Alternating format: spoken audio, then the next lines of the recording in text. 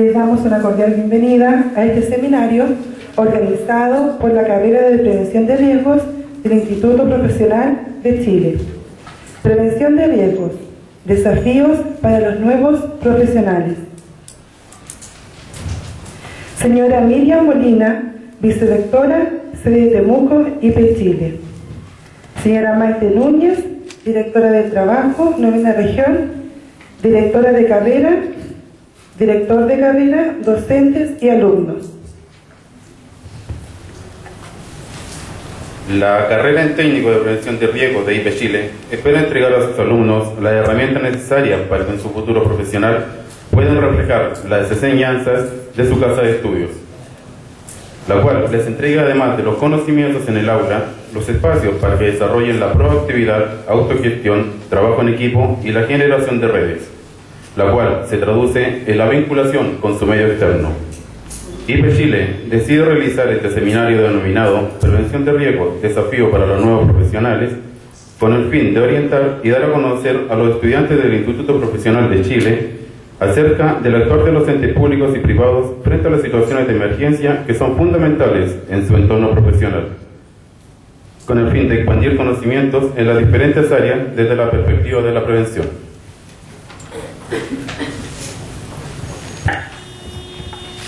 A continuación, entregará un saludo de bienvenida nuestra vicerrectora del Instituto Profesional de Chile, sede Temuco, señora Miriam Molina Martínez.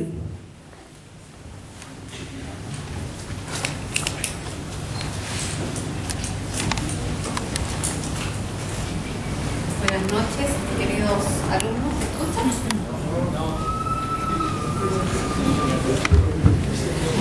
Ahí sí. Buenas noches, alumnas, alumnos. Les damos una especial bienvenida a ustedes y agradecemos el esfuerzo de estar aquí en una ocasión que es bien especial. También especialmente y con mucha gratitud a nuestra invitada especial, que es la directora regional de la Dirección del Trabajo y quien nos ha querido acompañar. Esto es un esfuerzo que hace su director de carrera por traer las autoridades a conversar con ustedes y poner en relevancia, digamos, esta tarea tan importante que es hoy día el trabajo y la prevención de riesgo en la vida laboral. Como todos ustedes saben, ustedes son una carrera bastante privilegiada en ese sentido, porque la región, yo comentaba también en la mañana, la directora también lo reafirmaba, la región nuestra tiene un gran déficit en el ámbito laboral. Hay varios indicadores que dan cuenta que estamos muy por debajo de otras regiones.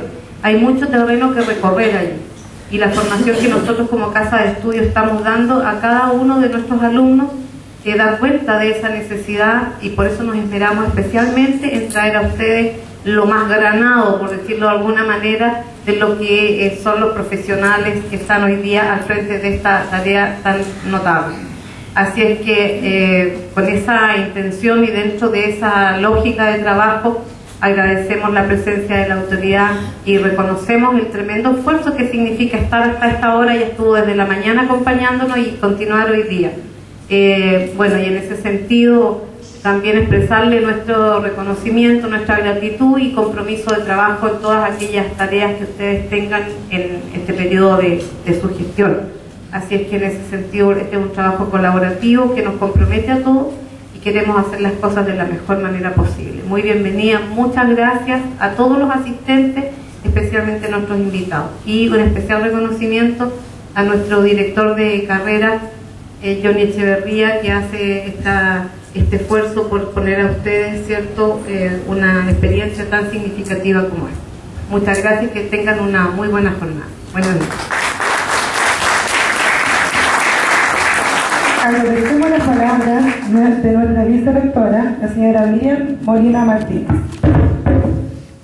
A continuación, damos la bienvenida a nuestro primer expositor, la señora Maite Núñez Urquieta, directora del Trabajo, región de la Araucanía, quien nos expondrá el tema El rol de la Dirección del Trabajo, enfoques y desafíos. Gracias. ¿Ahora sí se ve? Buenas noches. a la señora vicerrectora que alcanzó a salir, al señor jefe de carrera, a todos, a todas, estimados alumnos. También reconozco que es un esfuerzo que ustedes estén aquí hasta esta hora. Sé que muchos están trabajando y como también tengo que velar por el derecho de los trabajadores, voy a hacer una exposición más o menos breve. Y en primer término, antes de comenzar la exposición, quiero señalarles que, según lo que tengo entendido, muchos de ustedes son trabajadores. ¿Es así? Entonces vamos a darle un enfoque que ustedes también tengan respecto a la dirección del trabajo. ¿Quién ha escuchado hablar de la dirección del trabajo? ¿Todos? Sí. ¿O han escuchado hablar de la inspección del trabajo? ¿De la inspección del trabajo? De la inspección. Ya. Bueno, la idea es que hoy día salgan más o menos claros cuál es la diferencia entre la inspección y la dirección.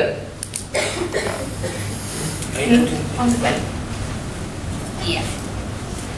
Bueno, la Dirección del Trabajo es el organismo creado por ley para supervigilar la aplicación de esas leyes.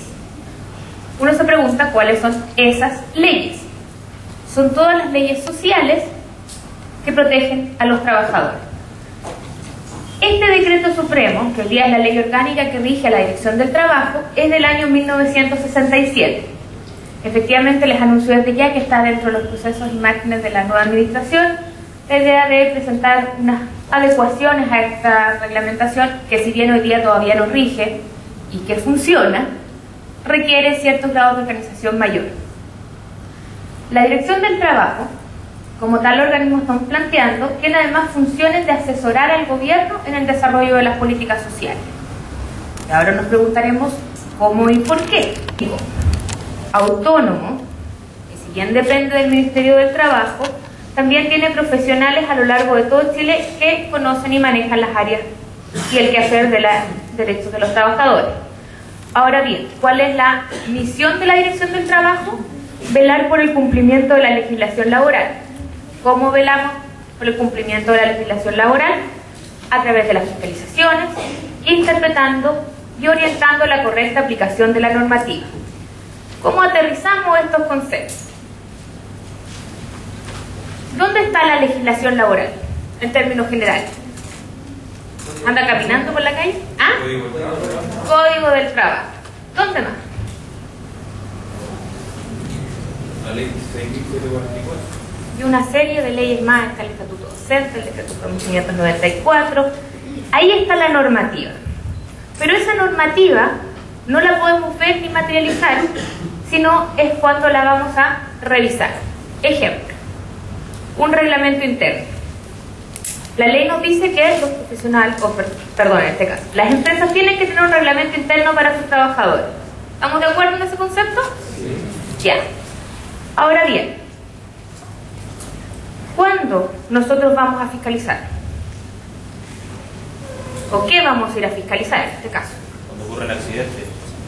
Eso puede ser una parte, cuando ingresa un reclamo o una denuncia, Cuando hay anormalidades en el trabajo. cuando hay infraccionalidad, cuando ingresa una denuncia por programa. Nosotros, como Dirección del Trabajo, nos constituimos en la empresa y verificamos que ese reglamento interno, que ese registro de asistencia se lleve correctamente. Si efectivamente nosotros vemos una infracción, la Dirección del Trabajo sanciona. ¿Cómo interpreta la Dirección del Trabajo la normativa?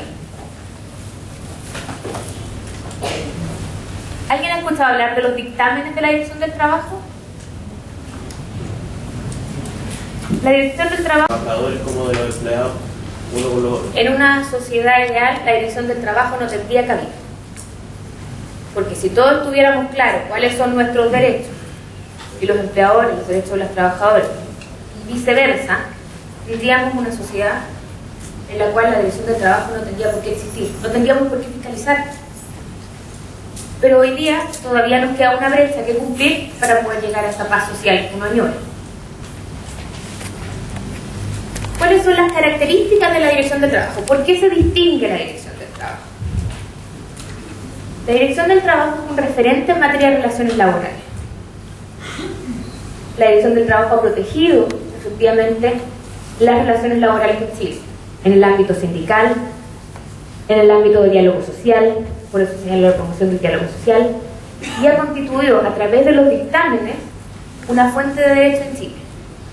Hay mucha normativa que, si bien está señalada en breves notas en el mismo código, el contenido se ha ido dando a través de estos dictámenes de la Dirección del Trabajo, que es un departamento jurídico específico que funciona en Santiago, el cual, a través de su jurisprudencia administrativa, en este caso llamados dictámenes, forma una fuente de derecho. Y además, un concepto muy importante que instaló la Dirección del Trabajo y que hoy día está regulado en el Código del Trabajo, es la ciudadanía laboral. ¿Alguien ha escuchado hablar de la ciudadanía laboral?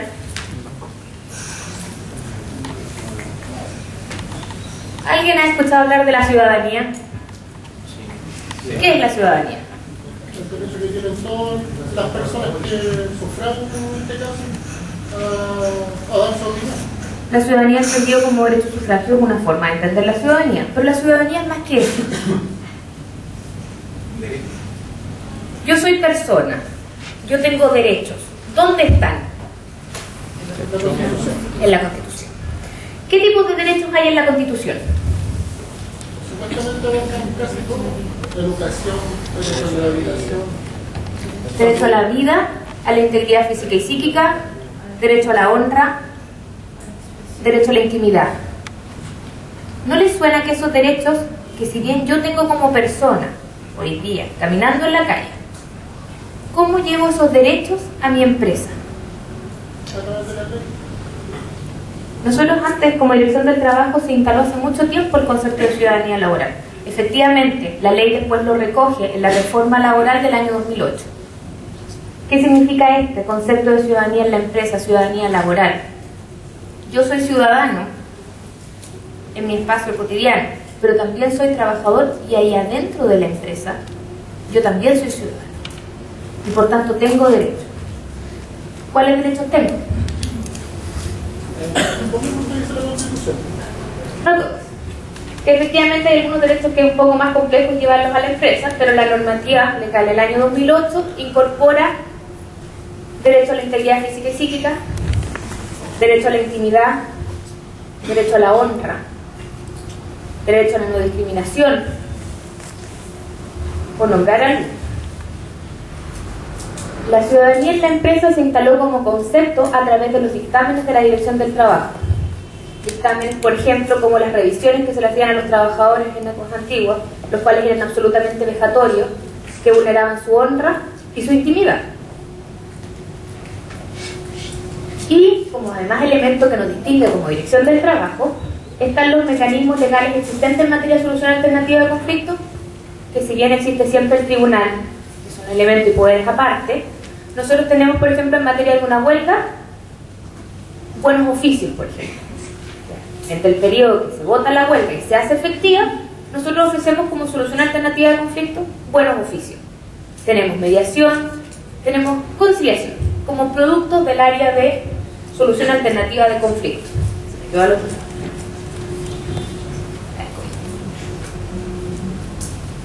Ya, ahora vamos a hablar de la estructura de la Dirección del Trabajo. Y aquí van a entender cuál es la diferencia entre la inspección y la dirección. Tenemos en lo alto de la imagen el Ministerio del Trabajo, el cual tiene dos subsecretarías, la de Previsión Social y la Subsecretaría del Trabajo. Efectivamente nosotros dependemos jerárquicamente de él, pero autónomamente yo dependo del Director Nacional del Trabajo, don Sergio Méndez. Este es un organismo centralizado. Todas las estructuras funcionan en este caso en Santiago. Tenemos departamento de administración, departamento de gestión, tecnología de la información, el departamento jurídico donde se emiten los dictámenes, departamento de relaciones laborales, el cual señala las políticas que tenemos que regirnos como servicio, departamento de inspección, departamento de atención de usuarios. De ahí baja región directamente del director del trabajo a las direcciones regionales del trabajo, en este caso representados por la directora y un equipo regional. Las direcciones del trabajo dependen de depende de la inspección del trabajo y los centros de conciliación. Esa es la estructura física y jerárquica que tiene la Dirección del Trabajo. Ahora bien, en el país existen 16 direcciones regionales y 47 inspecciones provinciales del trabajo. ¿Saben cuántas inspecciones provinciales existen en la región? ¿Cuántas provincias tenemos en esta región? Entonces, ¿cuántas direcciones regionales tenemos? Muy bien. Bien. Entonces tenemos la IPT de Temuco y tenemos la IPT de Angol. Tenemos 35 inspecciones comunales a nivel nacional, 31 inspecciones intermitentes, 5 centros de conciliación y mediación en todo el país. Y una buena noticia, nosotros en Temuco tenemos un centro de conciliación y mediación laboral, especializado que queda en Bello con General Maqueda. Nuestra dotación de funcionarios es de 2.237 funcionarios en el país, que incluyen distintos tipos de contrataciones. A nivel administrativo tenemos plantas, contratos y honorarios, y el 52% son mujeres y el 48% son hombres. Somos un servicio que tiende a la paridad. Volvemos ahora con respecto a las funciones de la administración de la Dirección del Trabajo.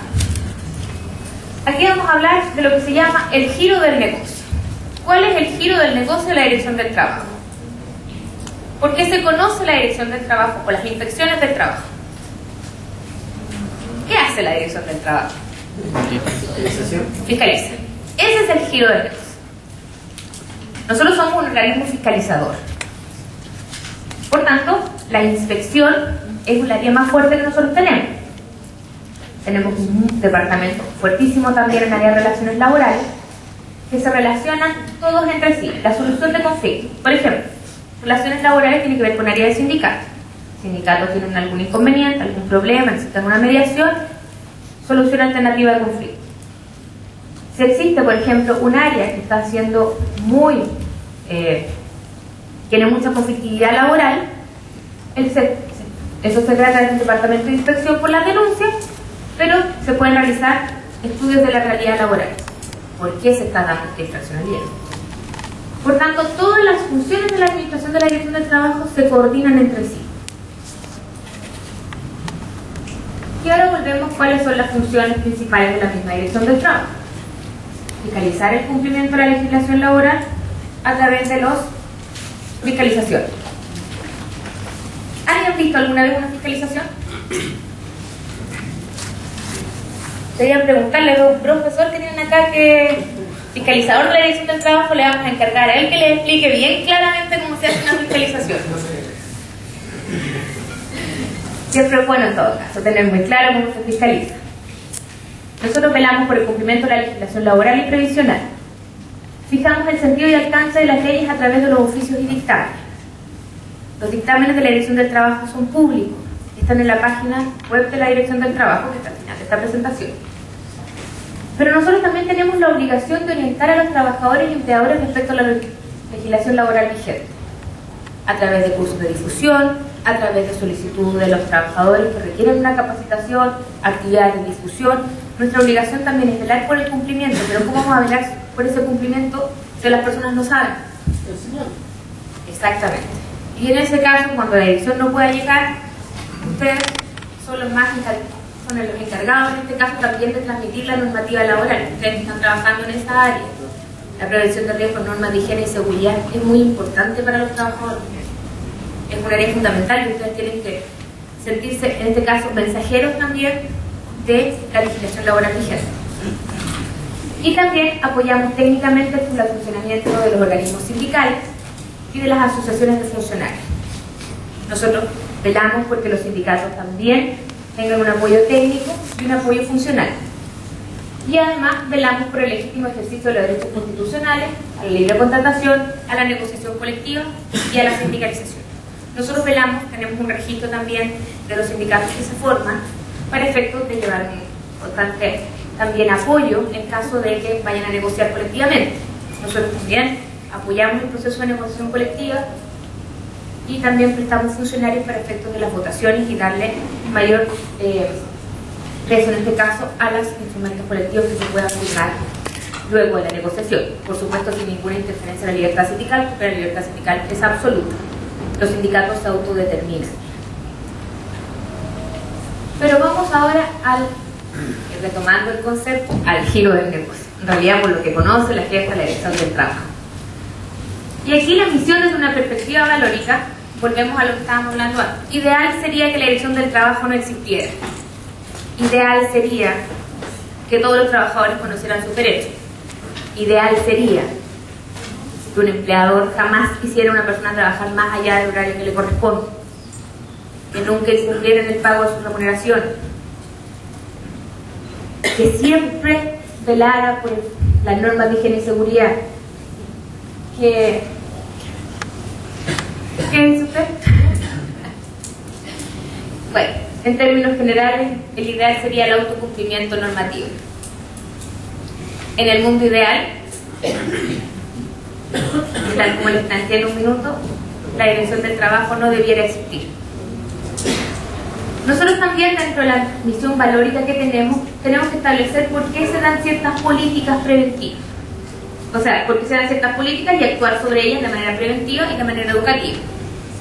Capacitaciones, ejercicios de difusión y también promover espacios para el ejercicio de la autonomía sindical. Por ejemplo, este local, cuando un sindicato lo solicita para hacer una reunión, una asamblea, nosotros teniendo la disponibilidad, no hay ningún inconveniente en que aquí se quieran hacer asambleas. O sea, nosotros tenemos también que promover en ese sentido la autodeterminación sindical. Bien, y ahora vamos a entrar en términos duros, como se dice, a los números. Los últimos 4 años, la Dirección del Trabajo realizó casi 435.000 fiscalizaciones a nivel nacional. Y estas se concentraron en 134.000 empresas. De esas, 10.000 empresas concentraron 220.000 fiscalizaciones. ¿Qué quiere decir eso? Hay empresas que son contumaces. ¿Alguien entiende la palabra contumaz? Muy bien. Muy bien, exactamente. Parece que se me quedó a mí el celular perdido. Es solo un ejemplo, ¿bien?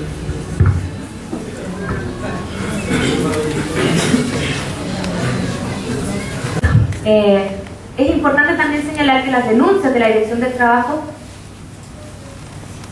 han disminuido estos últimos 4 años, de 84.000 a 72.000 denuncias. Se está todavía averiguando por qué ocurrieron este tipo de elementos, pero nosotros estamos trabajando para revertir esos números. ¿Cómo revertimos esos números? Podemos pensar que en realidad no hay infracción laboral, o podemos pensar que efectivamente hay desconocimiento de la normativa laboral, o bien la gente no se atreve a denunciar. Y en ese caso, como Dirección del Trabajo, tenemos un rol muy fuerte en proteger a los trabajadores en el sentido de hacerles llegar toda la información que requieran respecto a la normativa laboral. En ese caso, lo que estaba planteando es que la Dirección del Trabajo va a fortalecer el rol fiscalizador. Retomando el mismo concepto como eslogan anterior, vamos a hacer más y mejores fiscalizaciones. Hay que retomar un poco el giro del negocio. Y vamos a velar por el cumplimiento de la normativa laboral. Tenemos que responder con mayor fuerza y aumentar efectivamente la calidad y el número de la fiscalización. Este concepto es muy importante, salió de una charla de la OIT. Una norma puede ser muy buena en papel, muy buena, pero ¿cuándo adquiere valor? Cuando se hace efectiva. Nosotros podemos tener una jornada de trabajo. ¿De cuánto es la jornada de trabajo? 45 horas a la semana. Es muy linda en papel, pero efectivamente tenemos trabajadores que trabajan 48, que trabajan 50 y más. Entonces, eso es lo que la Dirección del Trabajo tiene que eso no se vulnere. Y ahora vamos a pasar a la otra área de la misma Dirección del Trabajo. Nosotros somos un organismo bastante igual. Tenemos la obligación de promover la capacidad de autorregulación de las partes en materia de relaciones laborales, asistiéndolas técnicamente, fortaleciendo la asociatividad laboral, la negociación colectiva, las instancias de solución alternativa de conflictos laborales y de diálogo social. Tenemos que fortalecer también los sindicatos. Mate ya sabía lo que eran los sindicatos, pero ¿cuál es el efecto? ¿Para qué están los sindicatos? Para promover mejores condiciones para los trabajadores, en ese caso ellos mismos. Ya. Y informárselo a la empresa de una manera que hagan caso, porque sin presionar no habría efecto. Ser mediadores efectivos entre los trabajadores y la empresa. Yo hay un ejemplo muy claro que siempre planteo. Pongámonos en el caso de que una empresa tiene 100 trabajadores. ¿Ya? A todos tienen un contrato, pero yo trabajo en esa misma empresa y yo solita quiero que me hagan un aumento de sueldo. Voy, le toco la puerta al dueño, al gerente, le digo, oiga, ¿sabe qué, señor gerente? Yo necesito que me suba el sueldo. Y el gerente me dice, no. ¿Cómo estoy discutiendo yo? O sea, esto en términos peyorativos, pero efectivamente la facultad de dirección y mando y administración la tiene el dueño de la empresa. Yo, trabajador, tengo, y estamos claros que el derecho laboral nace como un derecho protector, también con ciertas regulaciones, porque las facultades del empleador eran muy extensas. Por tanto, aquí está el empleador y esta es mi facultad de negociación. Tengo una brecha muy alta. En cambio, me asocio con todo el resto de los compañeros de trabajo y somos 100. Y los 100 vamos a tocar la puerta representados a través del sindicato. Yo le digo, señor empleador, sabe, nosotros vamos a negociar. Y esta brecha se corta de esta manera. Entonces, cuando yo toco la puerta, entramos a negociar de manera distinta. Mi poder de negociación es distinto. Ese es el efecto real de los sindicatos.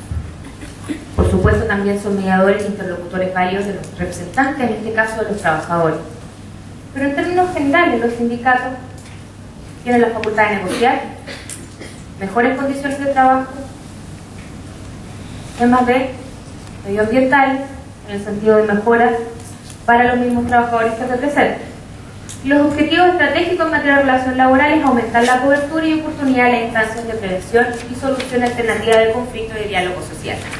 Nosotros nos reunimos como Dirección del Trabajo, el Consejo Regional de Usuarios, hacemos reuniones con sindicatos, hacemos reuniones con empleadores, tenemos mesas de trabajo, mesas de buenas prácticas laborales. Nosotros hemos entregado premios a empleadores que se han sometido a un proceso de certificación y hemos verificado que en un año no han tenido ninguna inserción laboral. Ejemplo, son instancias también de diálogo social.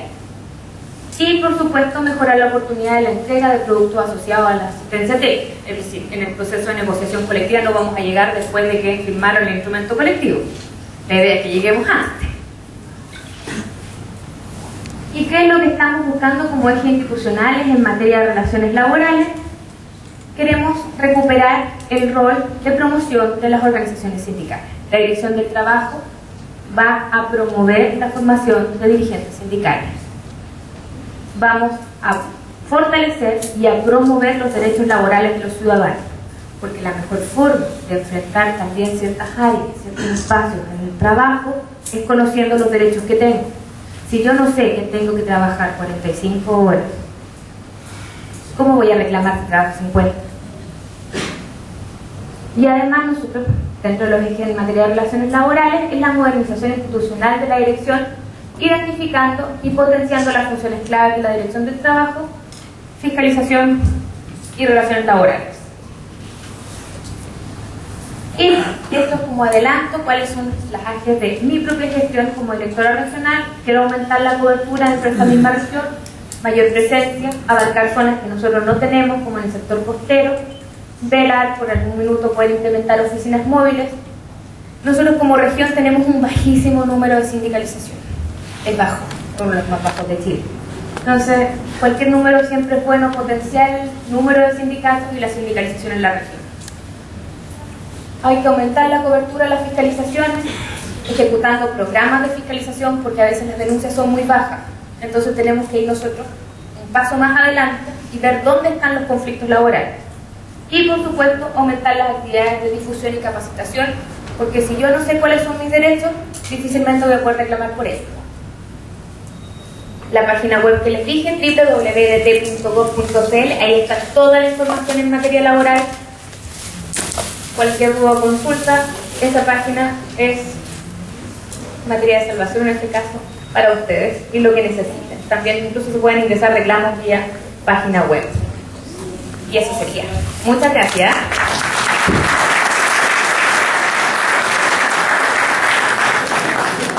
A continuación tenemos una ronda de preguntas por parte del público. Una pregunta por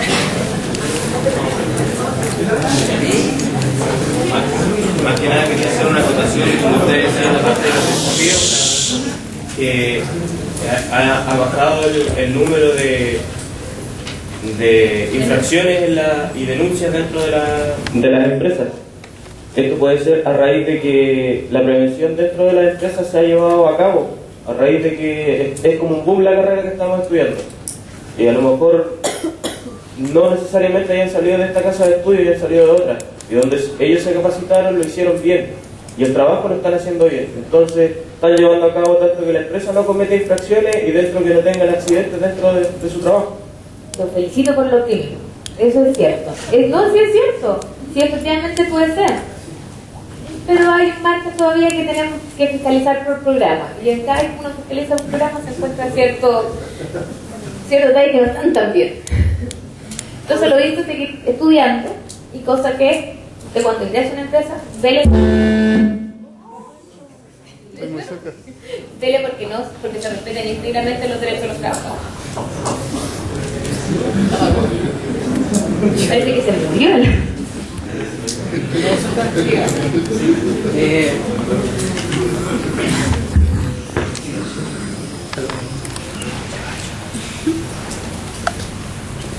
Lo que pasa es que usted hablaba de los dictámenes.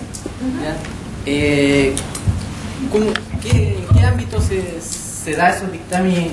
O sea, ¿cuánto es lo que abarcan? Porque yo creo que hay un juzgado, yo creo que también estaría... No, lo que pasa es que hay distintas formas de establecer cómo se llama jurisprudencia. La jurisprudencia de tribunales, que son las sentencias judiciales. Sí. La Dirección del Trabajo, pongamos un ejemplo. Caso que les planteaba cuando parte la ciudadanía laboral. Partió por una denuncia de un trabajador que dijo, oiga, ¿por qué a mí me revisan y me registran cuando yo llego a mi empresa a trabajar? Entonces se solicitó un dictamen a la unidad de derechos de la Dirección del Trabajo y este emitió que efectivamente, de acuerdo a los antecedentes que había planteado el usuario, el informe de fiscalización que se llegó, que ese tipo de control que se ejercía era vulneratorio a la dignidad del trabajador. Por tanto, se le instruía a la empresa que dejara de comer. No es vinculante, porque nosotros no somos poder judicial, somos un organismo administrativo, pero es vinculante para nosotros y efectivamente muchos tribunales también han acogido la tesis, y tanto es así que la tesis de ciudadanía laboral que instaló la Dirección del Trabajo se transformó en ley en el año 2008 con la reforma laboral. Pero se puede ver, el servicio también dicta dictámenes, valga la redundancia, cuando se dicta una ley nueva, por ejemplo, algún artículo, una modificación de algún artículo, cuáles son las implicancias para los mismos funcionarios y cómo se va a fiscalizar después.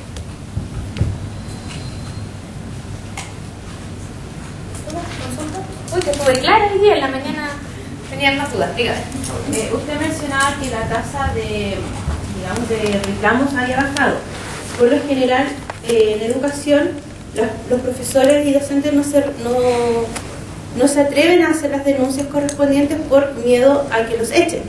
Y en realidad sí ha ocurrido. ¿Qué se puede hacer en ese ámbito? ¿Un trabajador, o sea, un empleador, puede despedir a una persona por ir a hacer un reclamo?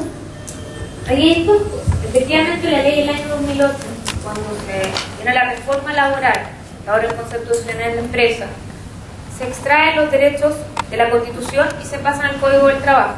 Entonces se forma un elemento nuevo, un derecho nuevo, que se llama la garantía de indemnidad, que es un derecho en virtud del cual un trabajador que es desvinculado luego de haber puesto un reclamo ante la inspección o ante la administración, pues despedido, o bien objeto de represalia por haber interpuesto un reclamo ante la inspección del trabajo o ante tribunales, lo asiste esta garantía. Ahí hay que hacer dos diferencias. Puede ser que yo sea objeto de malos tratos por parte de mi empleador o represalias por haber puesto esta denuncia. usted va, hace la denuncia en la unidad, en este caso aquí en la inspección del trabajo, y nosotros vamos, fiscalizamos y efectivamente verificamos si esa situación se da o no. Y nosotros denunciamos a este empleador ante tribunales cuando la relación laboral está vigente. Pero si el empleador efectivamente le pone término a su contrato, usted puede demandar ante tribunales por vulneración a la garantía de indemnidad, y por tanto el empleador va a tener que pagar una indemnización bastante alta por si se corrobora que cometió este hecho. ¿Esto es independiente que sea una escuela municipal? Con respecto a la tutela, lo escucho, se habla fuerte, no se ve. Con respecto al tema municipal, nosotros como Dirección del Trabajo no podemos fiscalizar, pero hay un fallo nuevo que establece que existe vulneración y tutela de derechos fundamentales para los funcionarios públicos. Es una sentencia nueva, pero nosotros como Dirección del Trabajo no podemos intrometernos en organismos públicos como fiscalizadores. ¿Ahí se debería concurrir directamente a la Contraloría? Así es. En el caso anterior que ponía la colega, ¿sucede lo mismo cuando hay personas que quieren formar un sindicato y los llaman a terreno y los despiden? Ahí hay dos cosas. Ahí podría efectivamente haber un elemento de práctica antisindical, y la Dirección del Trabajo también va a velar por si en caso de práctica nosotros vamos a ir a denunciar a la Dirección del Trabajo, o sea, a tribunales directamente. Nosotros tenemos un procedimiento, se ingresa una denuncia, el caso, por ejemplo, que se haya formado un sindicato y despidan a los socios del sindicato. Hay empresas, por ejemplo, que el dueño, por ejemplo, sabe de que se va a formar un sindicato donde llega el rumor y lo despide, ¿no? Ahí habría que ver si el sindicato se forma o no se forma, porque hay práctica antisindical cuando yo tengo algo con que denunciar porque se formó el sindicato. El mero rumor es complejo de probar. Distinto es, por ejemplo, si hubiera pedido una hora a la Dirección del Trabajo para la formación del sindicato. Eso habría que evaluarlo caso a caso. En los casos, por ejemplo, hablando del sindicato, que una persona pertenezca a un sindicato, ocupe un cargo, después de eso ya lo deja de usar y quiere titular un trabajo en una empresa. Resulta que en la empresa saben que él pertenece a un sindicato. La Dirección del Trabajo no median que eso quede reservado, o sea, al momento que él ya no es sindicalista, por así decirlo, de que quede como borrado, porque en realidad hay muchos casos que han ocurrido que empresas no contratan porque ocupó un cargo sindical. Pero la empresa no tiene por qué tener acceso a esa información. Ahí hay otro tipo de cosas. Y efectivamente hay ciertas prácticas que están en algunas empresas, pero que escapan también a lo que señala la Dirección del Trabajo. Los registros de la Dirección del Trabajo en materia de sindicatos no son públicos.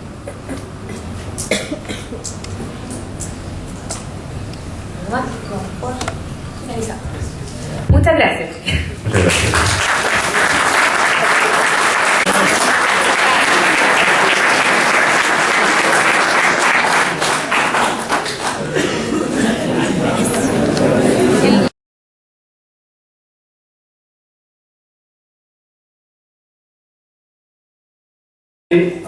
Mogli Arroyo de León, capitán de la 5ª Compañía de Bomberos de Temuco.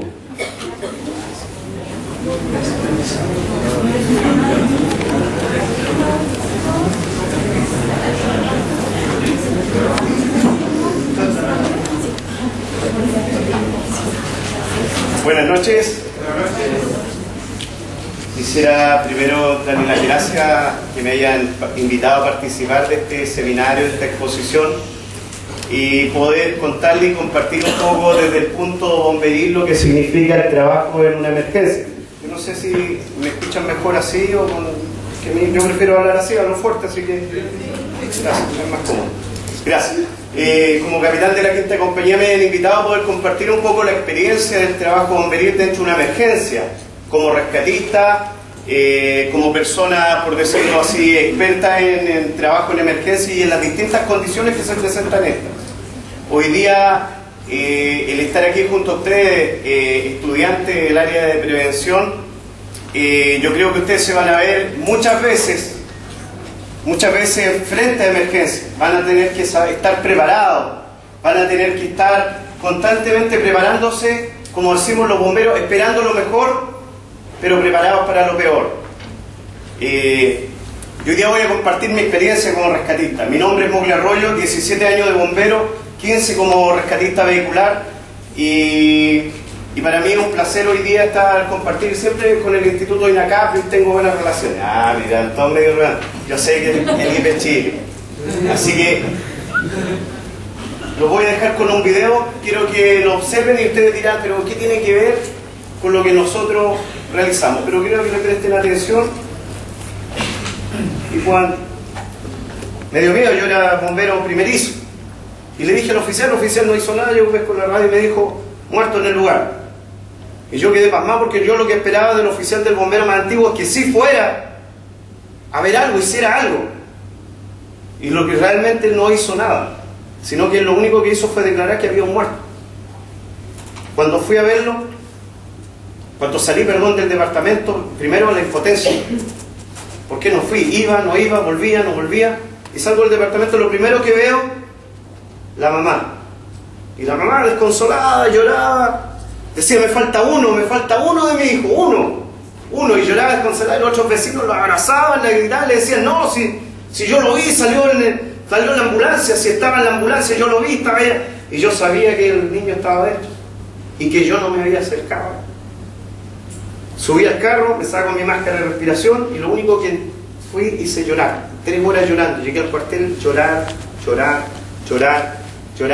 Y hasta el día de hoy, 2014, 5 de junio, todavía me afecta. Todavía no olvido esa imagen. ¿Por qué? Porque no fui capaz de ir a tomar el pulso. Si a lo mejor estaba muerto igual, pero el no haber ido, siempre digo yo, y si hubiera quedado siquiera un pelito a lo mejor, algo, yo hubiera podido hacerlo.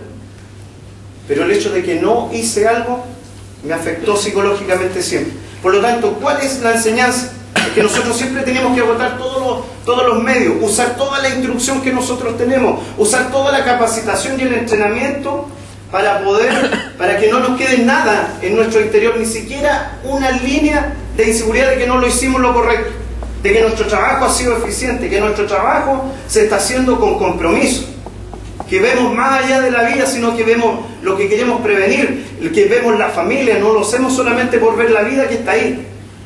Nosotros tenemos que agotar, no nos puede quedar ni una línea ni una raya de inseguridad, porque eso nos va a afectar toda la vida, de que si hicimos o no hicimos bien la pega.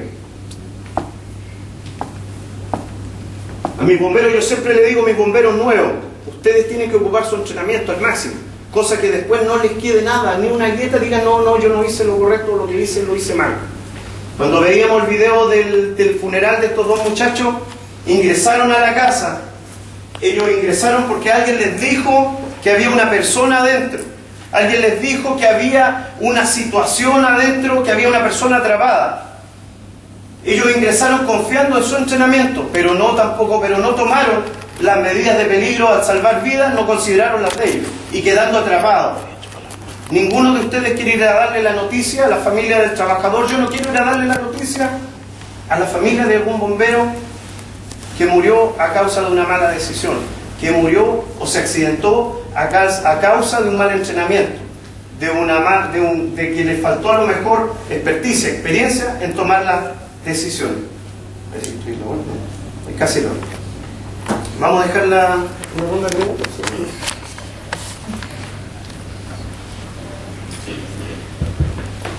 Vamos a continuación una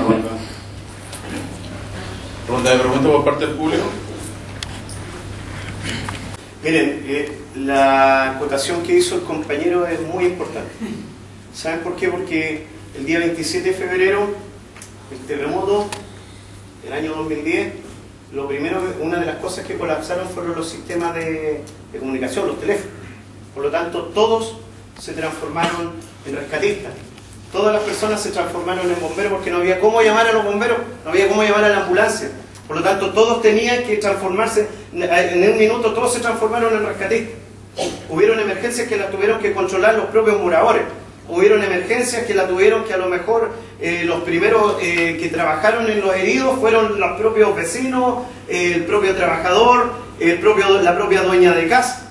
Y eso, por eso es lo importante lo que dice su compañero, que ustedes tienen que estar preparados, porque el día que ocurra la emergencia a lo mejor va a ser una obra que va a estar lejana, no va a estar cercana a un cuerpo de bomberos, o va a estar lejana de un instituto de salud. Por ejemplo, hay obras que se hacen en el campo, hay obras que se hacen en Chiloé, donde a lo mejor lejos hay, a lo mejor cercano, no hay cercano una institución pública a la cual ustedes pueden llamar. Entonces, lo primero que tienen que hacer, y que la acotación que hacía su compañero, es estar preparados para eso. ¿Cómo se preparan?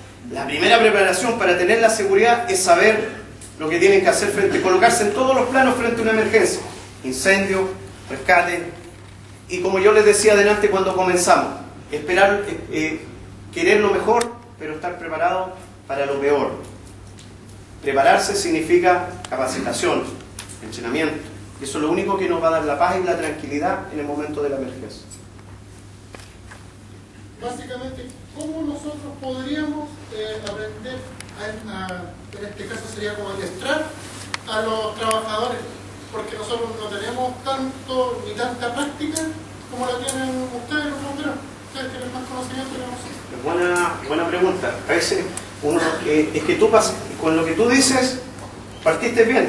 Ese es el inicio de hacer bien las cosas. Cuando uno es humilde y dice, sabes que no están en mis manos muchas veces todos los conocimientos, pero yo acudo a las instituciones, acudo a todas las instancias para capacitarme, y está siempre la inquietud de querer saber más, y yo asumo que no sé nada y que todo tengo para aprender. Créeme que es el buen paso, el buen principio para yo estar preparado para todo. Por ejemplo, si tú quieres que yo conozco un bombero que trabaja en la construcción y es carpintero, pero él sale de su rol y la hace también de prevencionista, y trabaja codo a codo hoy día con el prevencionista en su obra, y él mismo le enseña porque él es rescatista, y cita a los trabajadores y le enseña. Entonces, a veces no siempre uno lo sabe todo, entonces acudir a quien sabe más, y ese que te enseñe, ese que te prepare, ese que te ayude, y al mismo tiempo y en todas las áreas. Porque yo creo que desde el punto de vista de nosotros no tenemos una preparación tan amplia como la tienen ustedes. A eso es lo que ¿Sí? yo creo que le falta un poco a la carrera, porque si bien se supone que nosotros vamos a ser expertos, no somos expertos, porque yo creo que hay un experto en Sí, pero hay que estar preparado. O sea, ¿cómo yo me capacito? Con los expertos. O sea, la única forma a lo mejor, porque la carrera no va hacia esa área de que ustedes puedan trabajar en la emergencia, sino como ustedes previenen la emergencia. Pero en el fondo tiene razón, porque el día que ocurra la emergencia, y si no hay un paramédico, ¿a quién van a llevar a ser prevencionista? Y si están lejos, va a tener que actuar. Pero para eso la constante capacitación es involucrar a los constructores, a los jefes, al gerente, involucrarlo y hacerle ver la psicoprevención, hacerle ver que el problema de que hay un accidente es que tenemos que estar preparados, llamar a las instituciones que nos capaciten como corresponde, que nos estemos constantemente entrenando. Es la única forma que nosotros podamos prevenir y estar atentos cuando ocurra la emergencia. Entonces, quizás nos podría comentar, ya que nos habla de capacitación ante la emergencia, sería importante si nos pudiera señalar post-tip o algún tip post la emergencia. Perfecto. Nosotros como rescatistas, gracias, buena pregunta. Cuando nosotros como rescatistas lo que hacemos después de una emergencia, porque obviamente no va a estar un psicólogo siempre con nosotros, de hecho ni siquiera tenemos psicólogo.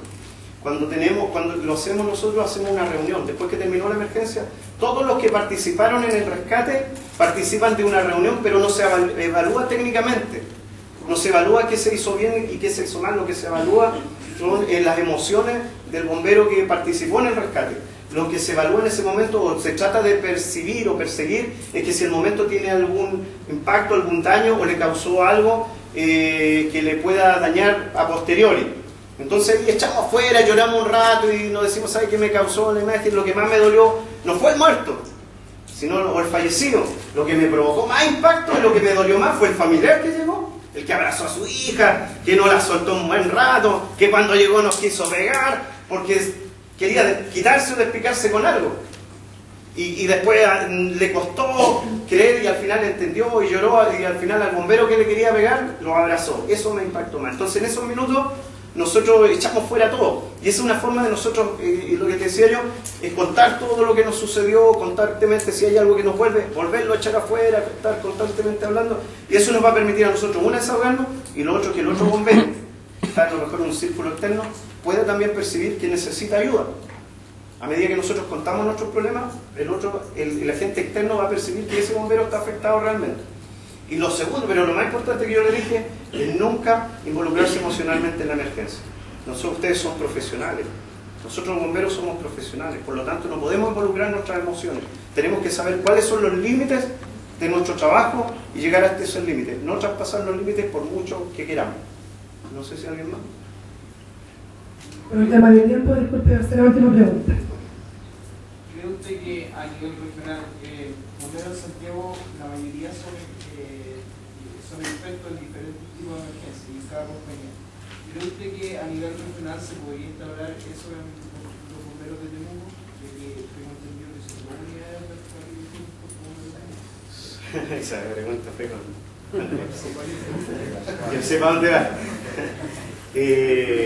Lo que pasa es que los bomberos, el bombero tiene que saber de todo, pero no puede hacerlo todo, porque si no, no va a hacer nada.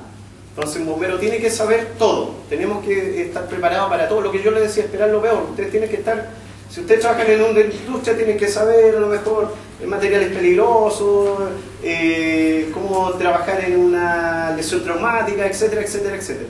Pero no puedo pensar que voy a hacerlo todo porque mi campo al final va a ser demasiado amplio y no voy a tener control de nada. En cambio, cuando yo tengo un especialista por cada área, ese especialista confío que ese es el especialista de esa área. Y por lo tanto me va a permitir conversar con todos y cada uno haga su trabajo, se desenvuelva en su área.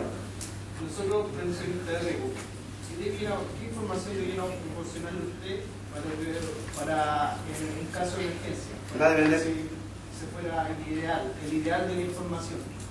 En caso de, por ejemplo, yo bombero llego a una emergencia, para terminar, yo sé que estamos en la hora. Miren, una vez hicimos una... es que lo que pasa es que para tener otros pasteles, por ejemplo, la información tiene que dársela a las instituciones que corresponden.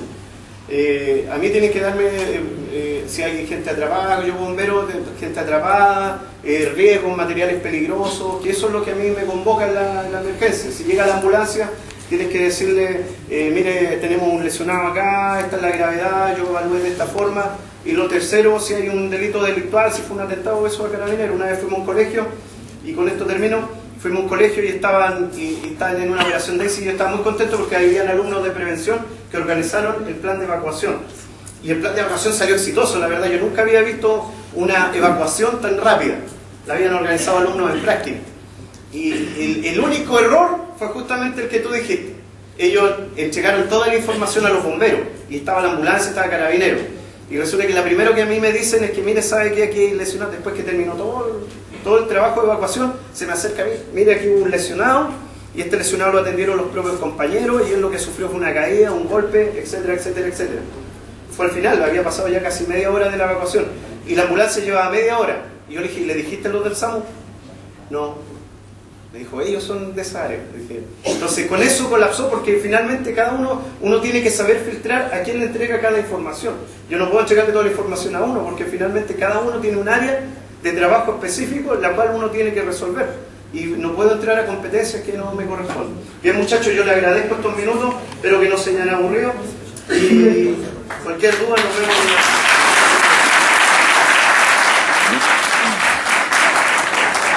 Magdi, muchas gracias por su presentación y por su disposición a trabajar con nuestra institución.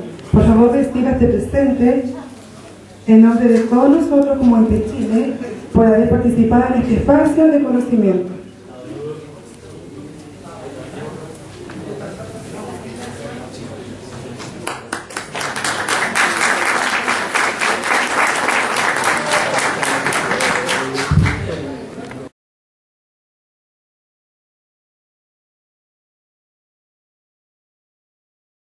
El terremoto del 2010, cómo vivió el sistema de protección civil chileno, y al 2014, cómo había sido desde la crisis que se tuvo la madrugada del 17 de febrero, cómo esta crisis pudimos haberla convertido en una oportunidad. Las crisis son siempre importantes en la vida de las instituciones, en la vida del país, pero también las crisis son importantes en el desarrollo de las personas. Normalmente estamos nosotros viviendo crisis personales y tenemos que aprender a leer las crisis, tenemos que aprender a leer en ella la oportunidad que nos brinda por mejorar. Yo creo que si no estuvieran las crisis sería difícil buscar el mejoramiento personal. Por eso es que es importante que ustedes, cuando tengan sus crisis institucionales o tengan sus crisis personales de algún acontecimiento que según usted los ha puesto de cabeza, sepan leer que tras esa crisis, tras ese momento amargo, nace una oportunidad de mejorar, de hacer las cosas distintas, de ver de que podemos ser incluso hasta mejores personas después de haber vivido una crisis, cualquiera sea ella. Del momento en que uno nace, empieza a vivir en crisis. No es agradable salir de un hogar o de un lugar tan hermoso como el vientre materno y empezar a sentir frío, sentir un montón de cosas. Esos son problemas propios de la crisis que vive el ser humano. Hasta cuando nos casamos, entramos en crisis, uno cree que va a ser bien, pero al final termina siendo una crisis. Pero hay que saber vivir para fortalecer justamente todo esto. De la crisis a la oportunidad. Es importante el auditorio que yo escuchaba en la mañana y el día de la tarde, que ustedes van a ser los futuros expertos en prevención de riesgo. Alguien decía, ¿somos expertos de qué? Son expertos. El título le va a entregar esa condición. Le van a decir que ustedes son un profesional de la prevención de riesgo. La calidad del buen experto, el mal experto, va a depender de cuánto le pongan usted a la pasión, al desarrollo de su profesión. Hoy día la sociedad chilena tiene grandes expectativas de los expertos de prevención de riesgo. Yo lo puedo ver, lo puedo contratar en el servicio público, como en los perfiles de cargo que se necesitaban para poder buscar gente, reclutar gente que trabajara en los ONEMI, que trabajara en el sistema de protección civil. Se buscaba un perfil que tuviera una relación a la prevención del riesgo. Y muchos expertos en prevención del riesgo, ingenieros en prevención del riesgo, están trabajando en los ONEMI porque se creía que ahí había un nicho, había un perfil más o menos adecuado. Pero la verdad las cosas es que no están así. Ustedes están hechos más estructurados su carrera que nace por allá por los años 70, tratando de buscar una oportunidad de producir un aumento de la productividad a través de la disminución de los accidentes laborales. Se crean las mutualidades y nace la ley 6.744, que es donde se cobija todo el accionar y el desarrollo de la profesión de ustedes. Pero hay un tema que es súper importante que uno en experiencia de los años, yo estuve en esas formaciones de los primeros expertos en prevención de riesgo por los años 70, que obedece a la limitación. La carrera de ustedes es una carrera que no debe tener límite. No tan solo se posesionen en la interpretación de la ley, que es su paraguas, sino que también ella les permite trabajar y abrir otros ámbitos, otros sectores, para que puedan colocarle valor agregado a su profesión. Alguien decía, ¿qué sabemos de los incendios? Bueno, los bomberos tampoco, cuando entrábamos a los bomberos sabíamos de los incendios. Teníamos el interés de aprender de los incendios. Y no necesariamente para aprender de incendios hay que ser bombero. También lo pueden estudiar como una ingeniería aplicada. Pero buscar y perfeccionarse también en algo para poderle colocar un valor agregado. Y en la protección civil también. ¿Cómo aprender a conocer las amenazas naturales? No se necesita en Chile, no hay vulcanólogos, no hay ninguna universidad que entregue una educación formal sobre vulcanología, pero existen carreras y existen profesionales que se han dedicado a estudiar los fenómenos de la naturaleza y se han convertido en verdaderos expertos de eso. Y ustedes también pueden lograrlo. Por lo tanto, yo los invito a que le entreguen un valor mayor a su profesión, dado que la sociedad tiene muchas expectativas en que ustedes, futuros profesionales, y la profesión de ustedes le puede ayudar a solucionar muchos problemas. Y el sistema de protección civil también cree lo mismo. De la crisis a la oportunidad 2010-2014. ¿Qué entendemos por protección civil? Aquí hay varias definiciones. Puede ser una sección, una idea, un servicio, que sea que entienda y trabaje la protección civil, que trabaje los aspectos preventivos de la gestión de las emergencias. Puede ser un servicio público cuya misión será la de coordinar los recursos públicos y privados para mejorar el control en situaciones de emergencia. Y puede ser también la protección a las personas, sus bienes y el medio ambiente. En toda situación de emergencia o desastre, sea esta de origen natural o humano. Aquí ya está colocando de que existen dos tipos de amenazas, unas naturales y otras las creadas por el ser humano. Las amenazas naturales se dividen en dos conceptos, las que son de origen geológico, como los terremotos, las erupciones volcánicas, los deslizamientos de tierra o los aludes, y también las hidrometeorológicas, las que se derivan de las condiciones propias de efectos meteorológicos como la lluvia, las nevadas, los aluviones. Entonces hay un ámbito completo donde uno puede mejorar y perfeccionar. Nadie es experto en aluvión, nadie lo estudió en la universidad, pero pueden ustedes perfectamente buscar el conocimiento y agregar un valor a su profesión. ¿Para qué? Para que mañana, cuando se construyan ciudades, nuevos asentamientos, se desarrollen planos reguladores, esté la opinión de aquel que sabe de los aluviones y el comportamiento geológico frente a cerros, laderas, para poder construir bien o construir mal. Por lo tanto, los expertos de prevención tienen un amplio campo en eso. La protección civil es eso en Chile. O sea, tiene ¿cuántos años? 16 años. Imagínense. Y recién estamos instituidos un sistema de protección civil. Y como que si en Chile antes del 2002 nacional se comunique con sus centros regionales permanentemente y pueda transmitir las alertas que llegan por esas unidades técnicas y pueda transmitirlas aquí. O en su efecto, estas unidades técnicas puestas en la región advierten en la región y esta región advierte a nivel central de que están en emergencia. Puede ser bidireccional y funcionan todos 24 horas al día con autonomía de 96 horas. ¿Para qué? Para que se produzca un robustecimiento de los sistemas comunicacionales. Hay que tener actualización y procedimiento y entrenamiento permanente a todo el sistema, músculo que no se estrena, músculo que se daña, la estandarización, todo el sistema de protección civil habla el mismo lenguaje, en estandarizados, cosas. Hay un solo formulario para tsunami, y que todos lo conocen. No la Armada tiene un formulario, la MEME tiene otro formulario, no, es uno solo formulario. Y dice, claro, alerta de tsunami. Y trabajamos en el fortalecimiento. Los proyectos estratégicos que están al desarrollo 2014-2018, la red sismológica era realmente un chiste.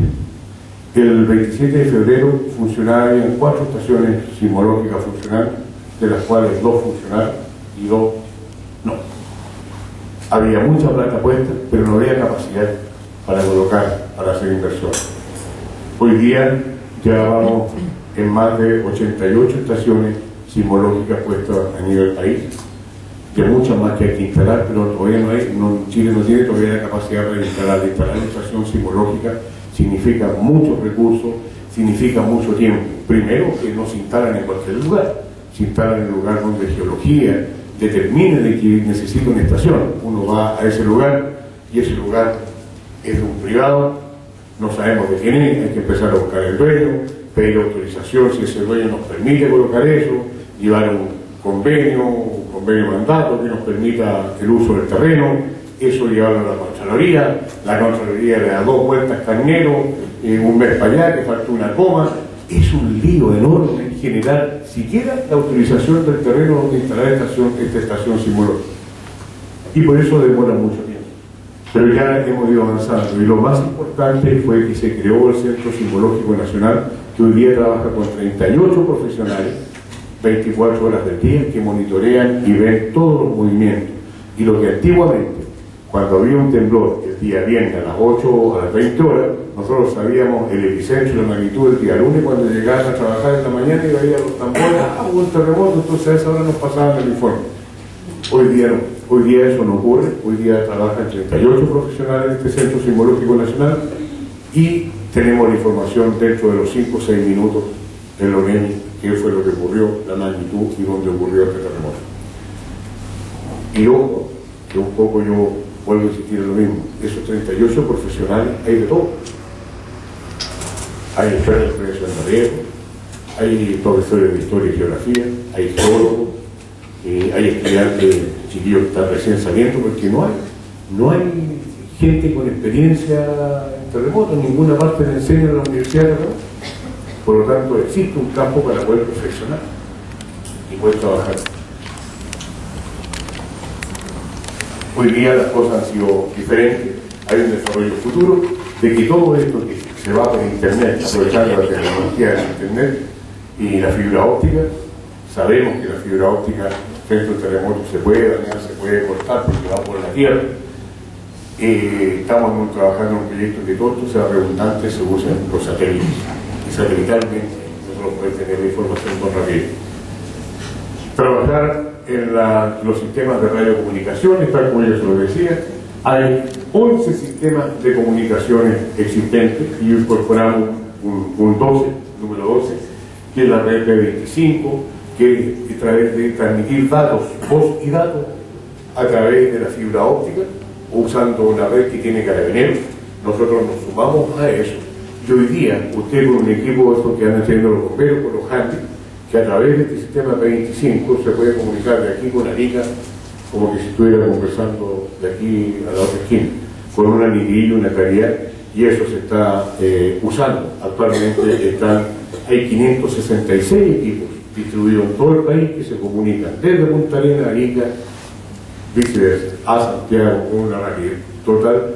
Creemos nosotros que un evento, por muy grande que sea la magnitud, no nos debiera dejar sin comunicaciones en el futuro. Y eso, estamos en estos momentos proyectos que se está trabajando, que es para lo mismo hacerlo con el ejército, pero a través del satélite. O sea, ni siquiera vamos a tener posibilidad de que nos quiebre transportarse la fibra óptica que hace comunicación, porque va a estar triangulada satelitalmente. Y no con un satélite, sino que con 3 satélites. El equipamiento de la red satelital de 14 MHz de potencia, respaldando bajo normas de redundancia las comunicaciones de emergencia con el ejército. El desarrollo del proyecto estratégico P25 satelital, respaldado también por el CIPOE, la conformación de la red nacional. Ese es el proyecto futuro y que tiene un costo de 40.000 millones de pesos.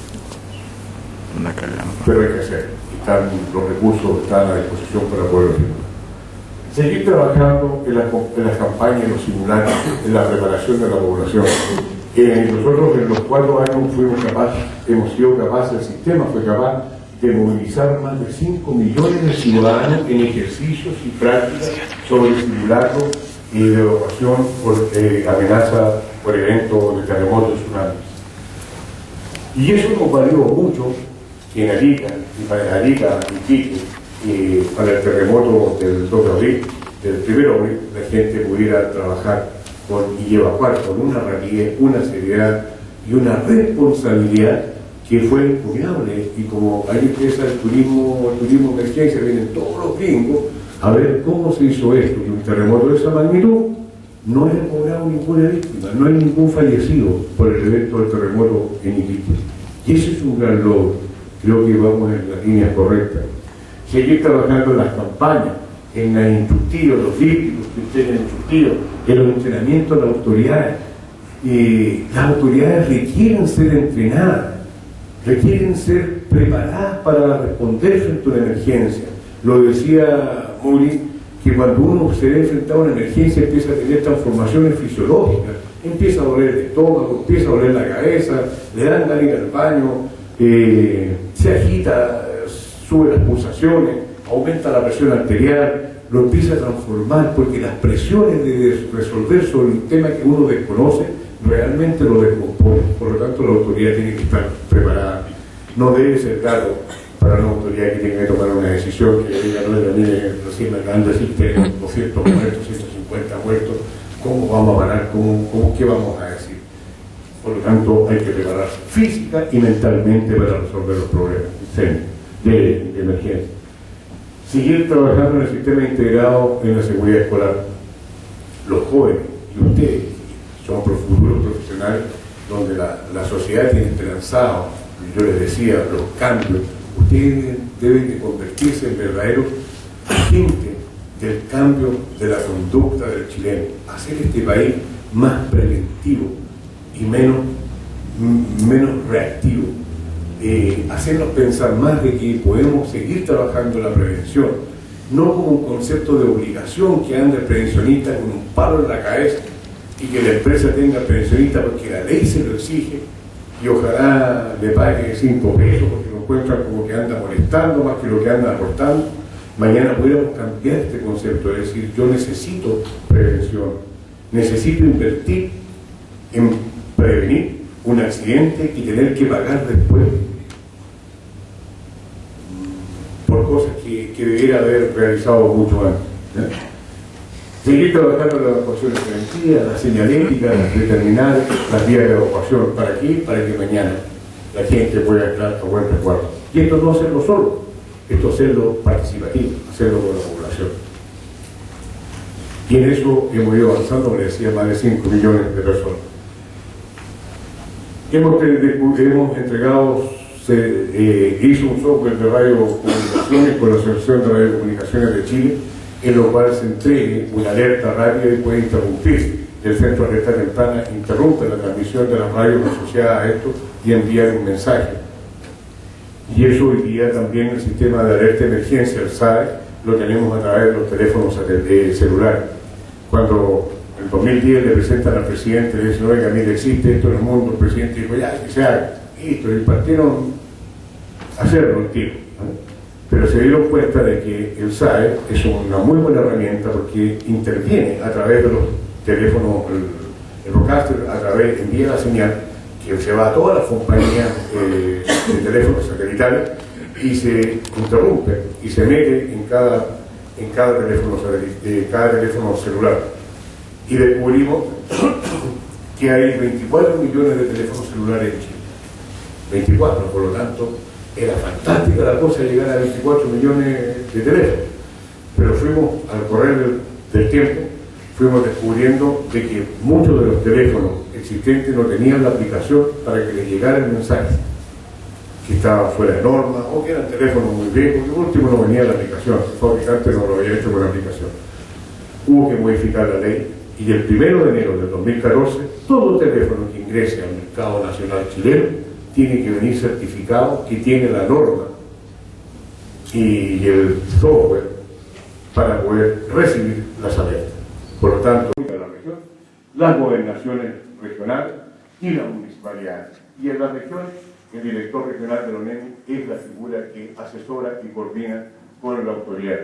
Y trabajan en 3 aspectos, en la prevención, prepararse, toda la prevención, toda la parte del ciclo de riesgo, para, a través de los comités de protección civil, los comités nacionales, regionales, provinciales y comunales, para tratar de ver de que en cada parte del territorio, frente a una amenaza, la gente, la participación, la interinstitucionalidad esté funcionando de mejor manera.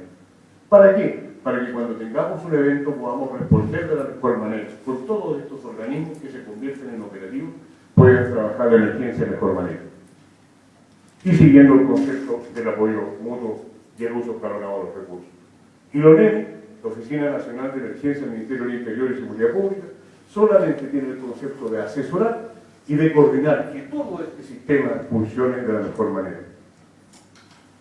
La ONEMI no tiene herramientas, la ONEMI no tiene regimientos para poder salir a enfrentar las emergencias. La ONEMI, su función es asesorar y entregar los requerimientos técnicos para que el resto, sectorialmente o institucionalmente, puedan trabajar. Ella tiene la función de asesorar y coordinar.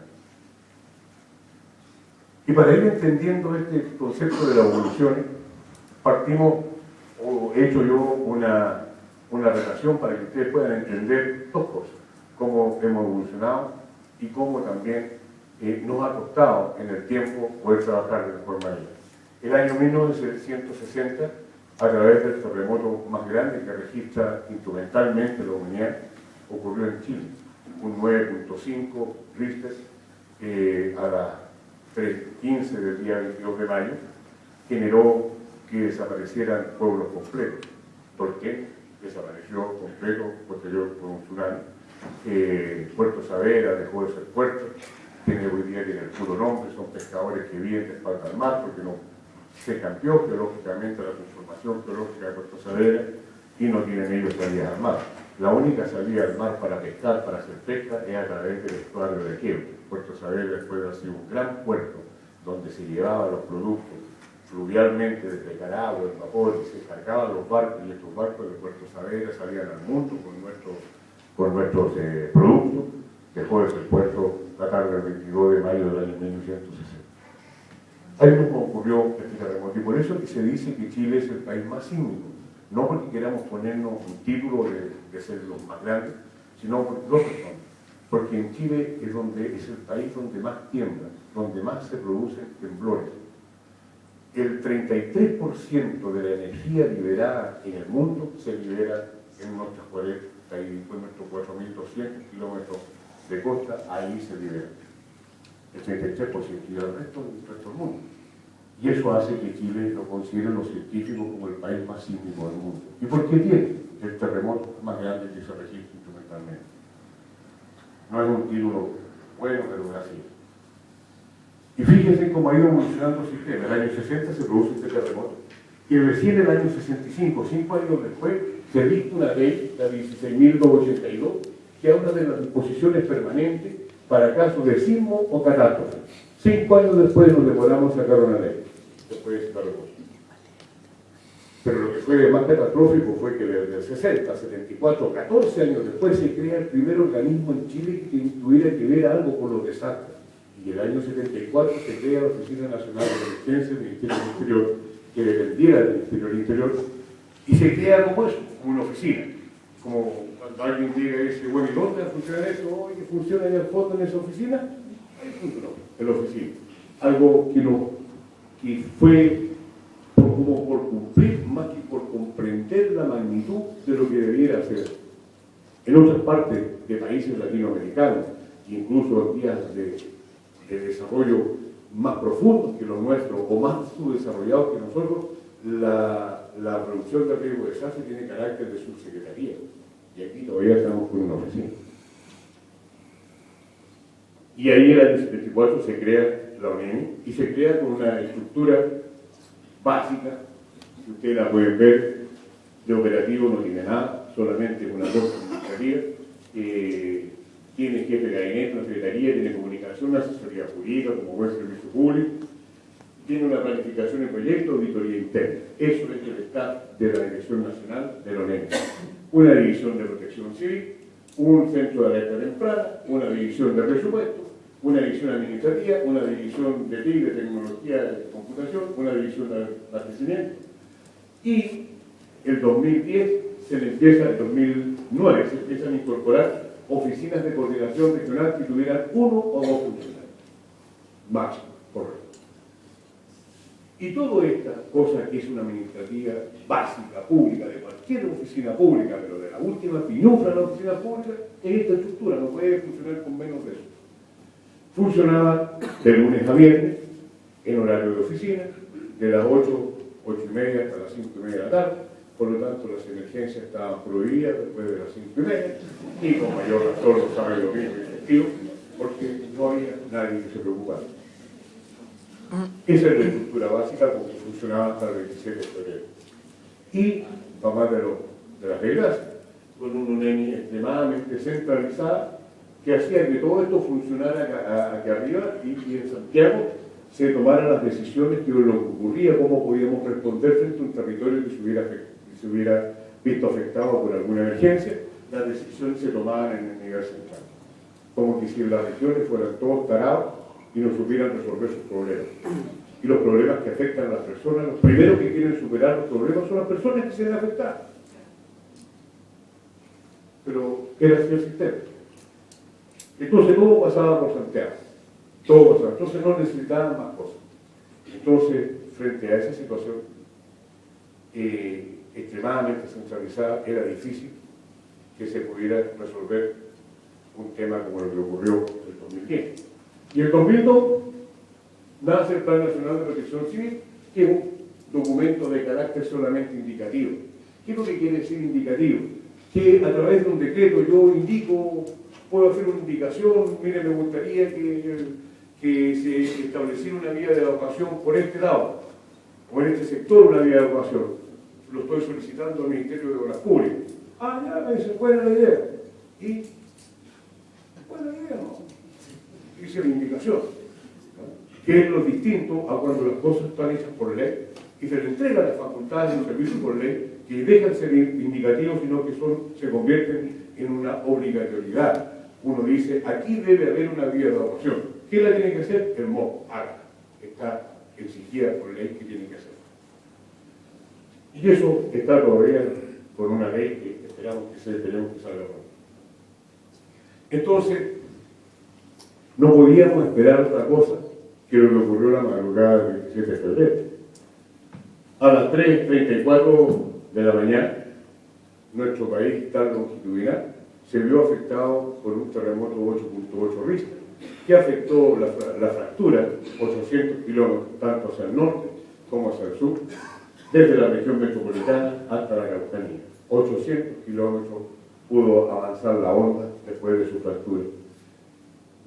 Y que golpeó aproximadamente, en este sector se concentra la mayoría de la población, casi a 13 millones de personas, y que costó la vida de 525 ciudadanos, connacionales, compatriotas, de los cuales quizás 222 no debían haber muerto, que fueron los que murieron por el efecto del tsunami. Los que murieron por el terremoto, es difícil evitar una muerte de terremoto por derrumbe, pero las de tsunami perfectamente todas pudieron haberse evitado, porque el tsunami es una emergencia posterior al terremoto que nos permite un tiempo, a través de la educación de la población, a poner la agua en el cuadro. Y después del terremoto de esa magnitud, se esperaba que viniera un tsunami. Y eso no se necesita ningún otro estudio más que lo que puede leer en cualquier parte, en cualquier literatura. Y encontramos dos aspectos que fueron fundamentales de lo que ocurrió esa noche. Primero, que se cometieron los errores de evaluación respecto a la posibilidad de que se produjera un tsunami o alertas que no fueron difundidas ni reiteradas adecuadamente. Si no tengo la población educada, ni yo tampoco como autoridad me he educado en el tema, los resultados no pueden ser distintos, son los que ocurrieron esa noche. Y una comunidad ni autoridades preparadas. Muchos creen que dirigir una emergencia es una cosa súper sencilla, que a mí cuando me ponen de ministro, con el vestirme de ministro, yo voy investido también para manejar emergencias. Y no, las capacidades son distintas, alguien lo decía, los bomberos se preparan para ir a una emergencia, suelen por la emergencia, comen incendios. ¿Para qué? Para poder hacer las cosas mejor. Y a ustedes les va a pasar lo mismo cuando tengan responsabilidades sobre trabajadores, de cómo evitar los accidentes. Acuérdense lo que les va a pasar. Van a estar siempre bailando en el alambre, preparándose para evitar que los accidentes ocurran. Y cuando ocurran ellos, pueden responder de mejor manera. Entonces no podíamos tener esa noche una situación distinta. Se cortó la luz y nos fuimos a negro completo. Pero hubo gente que pudo responder bien. Y lo conversaba los bomberos, que hacen alusión al 27 yo creo que fue una de las instituciones que mejor resolvió, fue una de las instituciones que fue mejor valorada y nos reconocían su trabajo posterior a eso. Y porque ellos sabían lo que tenían que hacer. Yo me recuerdo que esa madrugada me era terminado el sismo. Yo sabía que tenía que irme al cuartel general porque tenía funciones que cumplir ahí. Y cuando yo iba saliendo a mi casa a los 5 minutos ya tenía el reporte de qué es lo que ocurría en Temuco. Todos los bomberos saben que lo primero que tienen que hacer es tratar de sacar sus carros bombas del cuartel. No importa si se cae el cuartel, si eso es lo de menos, pero lo importante es que puedan sacar su carro bomba. Porque sin el carro bomba no hacen nada. ¿No? Una carrera con cuello va a ser difícil, pero y sacaron, y inmediatamente, sin orden de nadie, porque eso está establecido en su procedimiento, y tienen que salir a recorrer su sector, cada compañía tiene un sector, e informar a las autoridades qué es lo que ven en ese sector. Así que cuando llegamos a cuartel general teníamos la información de lo que estaba ocurriendo en Temuco, y sabíamos que el problema mayor que estaba en el hospital regional, que se había fracturado una pared y que había serios problemas ahí, ya sabíamos dónde estaba el problema. Y así todas las comunidades pudieron tener información rápida. Pero como estaba centralizada la toma de decisiones, que en el Santiago tenían que decirnos qué teníamos que hacer. No importa que se nos viniera la orden así, pero tenían que esperar la orden de Santiago, ¿no? Entonces Santiago no llegaba a la comunicación, porque Santiago quedó oscuro, ¿no? El resto de las regiones trabajaron bien internamente. Y ahí fue un problema mucho mayor. Pero si nosotros hubiésemos sabido y hubiésemos preparado a la población que cuando nos pide un terremoto en una zona costera, a través del trabajo y el estudio de la escala de Mercalli, que es una escala diferenciada de la escala Richter, porque una mide la magnitud, Richter siempre va a medir la magnitud y se mide con instrumentos y que se demora un tiempo en poder precisar el lugar, el hipocentro y poder determinar la magnitud. Nosotros trabajamos con una escala, que es la escala de Mercalli, que es la escala de percepción, de cómo la gente percibe el movimiento sísmico en relación a cosas que él está viendo, a objetos que se mueven, que caen, que pendulan, y cómo es en el lugar donde él está. Y si esa escala hubiese estado desarrollada y preparada la población, todos sabían de que al haber un terremoto en una zona costera, que él se encuentre, que su alma esté, y no les permita caminar, o les dificulte caminar, les dificulte tener el equilibrio, él debe presumir que existe la más alta probabilidad de que venga un tsunami. Por lo tanto, debe tomar resguardo a las zonas de seguridad. Pero no había zonas de seguridad, había que haber subido solamente a la cota 30, llegar a un cerrito que tenga 30 metros sobre el nivel del mar y estamos ok. Si no hay tsunami, no volveremos. Pero está la probabilidad. Y eso no ocurrió. Y por eso que falleció gente que no debiera haber fallecido. Hubiéramos haber hecho muchas cosas más por ello. Bueno, esa madrugada hubo que partir, se genera la crisis y hubo que sentarse a pensar que era una gran oportunidad de crecer, era una gran oportunidad de hacer las cosas distintas. Llorar lo suficiente, pero había que secarse las lágrimas y seguir caminando, no íbamos a seguir llorando sobre la derecha del Estado. Y conociendo la cultura del pueblo chileno, se invitaron a montones de empresas e instituciones de prestigio internacional a que vinieran a hacer un análisis de lo que había ocurrido aquí en Chile para poder tomar decisiones de poder desarrollar el plan de protección civil. Y se hizo un análisis de organismos internacionales como el Banco Interamericano de Desarrollo, que puso muchas luces, mandó grandes expertos, muy buenos expertos a ver en Chile qué es lo que había ocurrido. También se contrató a McKinsey, que es una empresa consultora de reducción de riesgo de desastre, a la gente de las Naciones Unidas, al Instituto, que nos demostró que teníamos muchas vulnerabilidades, que éramos muy vulnerables, que también teníamos grandes limitaciones y que habían encontrado muchas deficiencias. Mire, una análisis espectacular, ¿no? Y nosotros decíamos que sí, porque nos había fallado la capacidad de monitorear.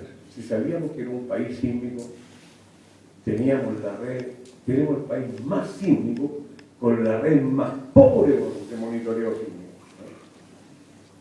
Que no teníamos un centro de alerta temprana capaz de emitir ninguna alarma ni ninguna alerta, ¿no? Y que no teníamos, por lo tanto, capacidad de responder frente a una emergencia y que el trabajo de la prevención había sido muy malo.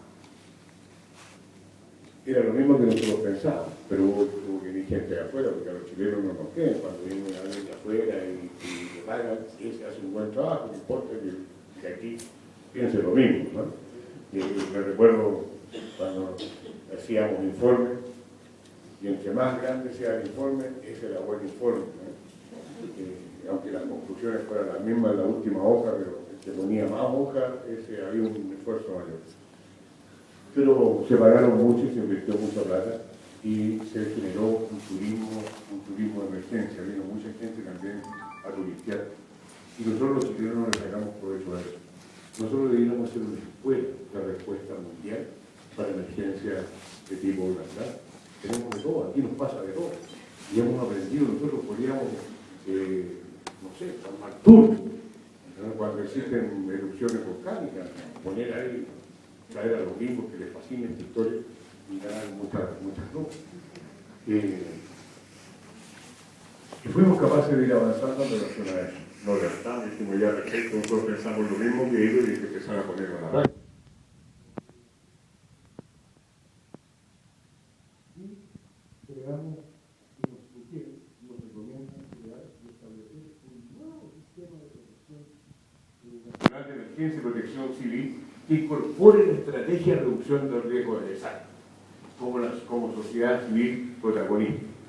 Esto me recuerda los modismos que hay en el mundo, ¿no? Cuando de repente empiezan a hablar del círculo de calidad, después pasaron se cansaron del círculo de calidad y pasaron a otro modo más, y a la larga viene siendo un poco lo mismo que te cambian las figuras. Teníamos lo mismo, si podíamos, a la larga era lo mismo, había que hacer un afinamiento de nuestro propio proceso.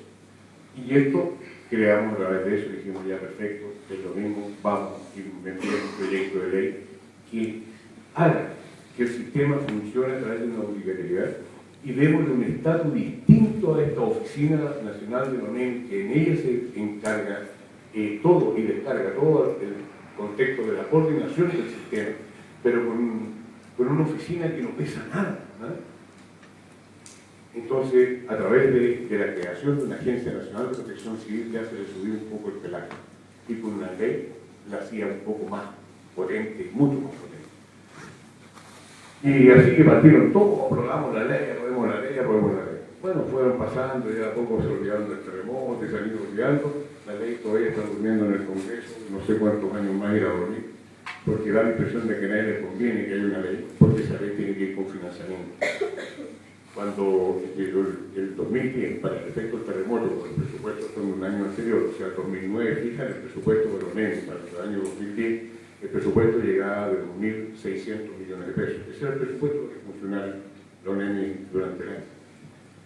Este año, el 2014, para el 2013, para el 2014, el presupuesto de este año, el presupuesto de los NEMI llega a 19.000 millones. Y todavía es poco. Y ahí se crea, como le digo yo, se envía este proyecto de ley, se empieza a trabajar en el mejoramiento de las capacidades del sistema de protección civil. Y empezamos a ver de que habían fallas que no podían volver a ocurrir, como esperar de que el nivel central resolviera los problemas de los territorios de la región. Entonces empezamos a trabajar en fortalecer cada una de las direcciones regionales, fortalecer la respuesta regional. ¿A través de qué? A través de la instalación de oficinas regionales con personal adecuado. Ya no era una ni dos funcionarios, sino que hoy día todas tienen mínimo 11 funcionarios, ese es su nivel, 11 funcionarios profesionales que trabajan, y ya no trabajan de lunes a viernes, sino que trabajan 24 horas los 7 días de la semana, y tienen una tecnología de punta de comunicaciones para poder comunicarse no tan solo con el nivel central, sino que con todo el país. Y crear un verdadero centro de alerta temprana que permita la integración de todo el territorio permanentemente a través de todos los sistemas habidos y por haber, considerando los elementos más antiguos como los sistemas de HF, que son originarios de la Primera Guerra Mundial, hasta la última tecnología hoy día satelitalmente. Generando proyectos estratégicos de mejoramiento de la redundancia de nuestra comunicación, la operatividad, el incremento del personal y su capacitación. Ahí hay muchos prevencionistas, muchos expertos en prevención de riesgo que están trabajando hoy día en la ONEMI. Y se va a abrir posiblemente en un poco tiempo más el cubo para 3 o 4 profesionales más por región. Y vuelvo a este perfil otra vez, que dice, ¿qué necesitamos para un trabajador de la ONEMI? Y la verdad las cosas que cuesta definir, ¿no? Porque no sabemos si son ingenieros civiles, comerciales, prevencionistas. Por lo tanto, cada dirección regional tiene que tener una capacidad para trabajar 96 horas, una autonomía para desarrollar su trabajo durante 96 horas sin ayuda de nadie, solo. Y eso significa energía eléctrica, agua, todo lo que significa sustentar el trabajo de la gente ahí. Y eso se ha hecho perfectamente bien. Y eso, como las casas, sí, se ha hecho unas cosas raras. Porque las casas donde funcionan las direcciones regionales no son propiedad de la ONEMI. La ONEMI no ha construido edificios, hay un proyecto que empezar a construir edificios. Son casas arrendadas que hubo que refaccionar, colocar la energía eléctrica de los 20 a 380, para colocar grupos generadores que le permitan trabajar 96 horas, parar torres de comunicación en sitio.